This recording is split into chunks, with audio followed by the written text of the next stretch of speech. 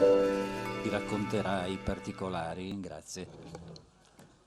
Intanto ciao a tutti, ciao a chi mi conosce, posso alzarmi un pochettino in piedi e ciao a chi non mi conosce, che probabilmente gli rimarrà il pranzo sullo stomaco, perché le cose, chi mi ha preceduto aveva un valore etico e professionale, la dottoressa Vrastro, grande amica, il professore, la Gabriela che ha scombussolato le nostre coscienze, io invece sono solo un semplice medico di campagna, vivo in un posto meraviglioso, vivo in mezzo a degli asinelli, si chiama la città degli asini e che abbiamo messo assieme per poter realizzare un rapporto molto aperto tra l'uomo e l'animale e che si concreta in quello che si chiama la terapia, la pet therapy, in questo caso l'onoterapia.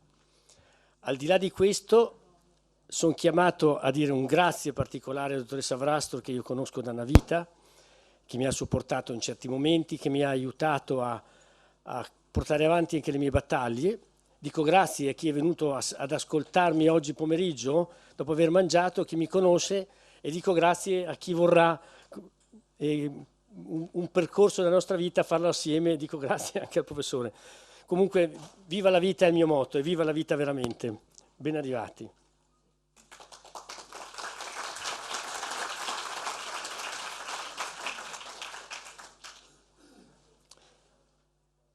Domenica scorsa, per caso, leggevo un giornale, ero in quel di Trento, l'Adige, e un tale Bregantini diceva semplicemente una cosa interessante. Diceva che una scienza che tace sulla verità è fantascienza.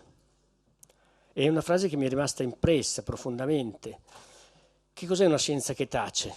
È la nostra grande medicina. La medicina che non ci racconta